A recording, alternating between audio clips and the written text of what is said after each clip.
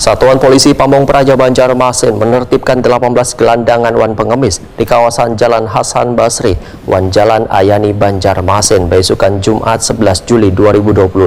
Jajarannya rutin menertibkan anjal wan gepeng, utamanya wayah memasuki akhir pekan nang biasanya dimanfaatkan bubuan gepeng wan anjal, berharap bantuan dari warga nang berbagi.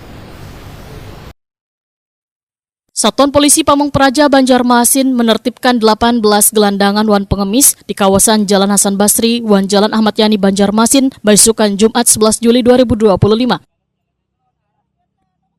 Kasat Pol PP Banjarmasin Ahmad Muzayyin Waitakoni Prima TV memadahkan jajarannya rutin menertibkan anjal wan gepeng, utamanya wayah memasuki akhir pekan nang biasanya dimanfaatkan bubuan gepeng wan anjal, berharap bantuan dari warga nang berbagi.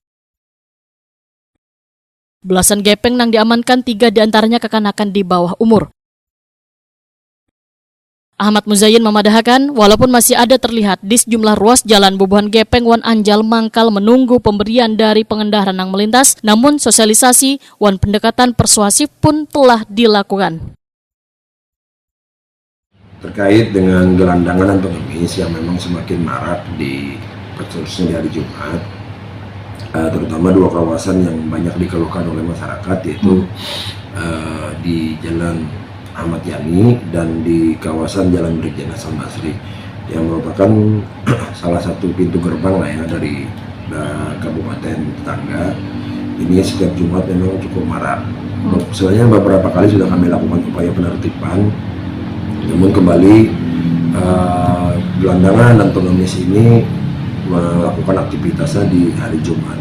Nah, yang pertama, ini akan terus kami laksanakan secara berkelanjutan. Pagi ini tadi sudah kita tertibkan, dan Jumat depannya lagi tetap akan menjadi perhatian kami, karena selain mengganggu ketertiban umum, pengguna jalan juga terlihat kesannya agak sedikit kumuh lah di kota Banjarmasin. Terkait juga dengan pelanggaran perdanya, itu memang ada pelanggaran perda nomor 3 tahun 2010 tentang penanganan gelandangan dan pengemis di Sekretariat Asusila di kota Banjarmasin.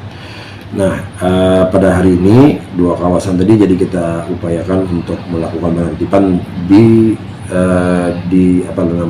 lebih intensif lagi. Nah, dari 2 kawasan ini kita sudah pada intinya sebenarnya di tahap awal kita sudah melakukan upaya penghimbauan. Jadi kawan-kawan melakukan monitoring awal dulu, menghimbau, mengingatkan supaya mereka tidak melakukan aktivitas. Ini sudah secara preventif, persuasif kita sampaikan. Ahmad Muzayyin menambahkan seringnya dilakukan sosialisasi wan pendekatan akhirnya mengakibatkan berkurangnya aktivitas mereka di lampu perempatan.